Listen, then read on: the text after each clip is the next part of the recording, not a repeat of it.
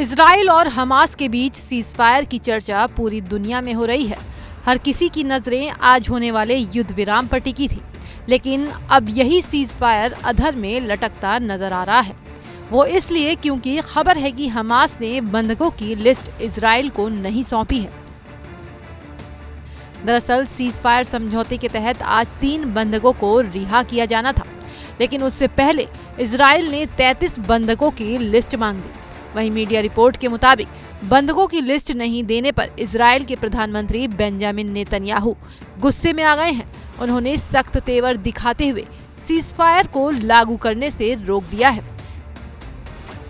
Israel के PM ने IDF को साफ साफ इसे लेकर जरूरी निर्देश दे दिए हैं और कहा है इजराइल सीजफायर पर तब तक आगे नहीं बढ़ेगा जब तक उसे हमास की ओर से रिहा किए जाने वाले बंधकों की लिस्ट नहीं मिल जाती।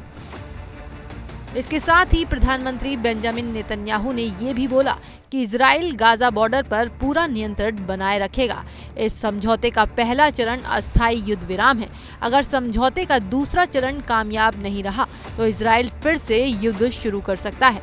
बता दें कि कल ही की बात है जब ये जानकारी सामने आई कि इजरायली कैबिनेट ने युद्ध विराम को लेकर समझौते को हरी झंडी दे दी, जिसमें 6 हफ्ते के युद्ध विराम की बात कही गई। बंधकों और कैदियों को रिहा करने के मकसद से दोनों युद्ध खत्म करने पर राजी हुए।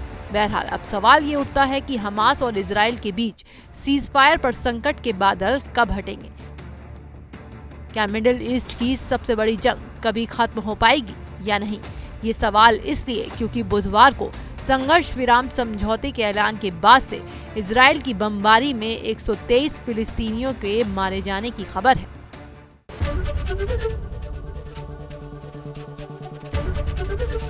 एबीपी गंगा, खबर आपकी, जुबान आपकी।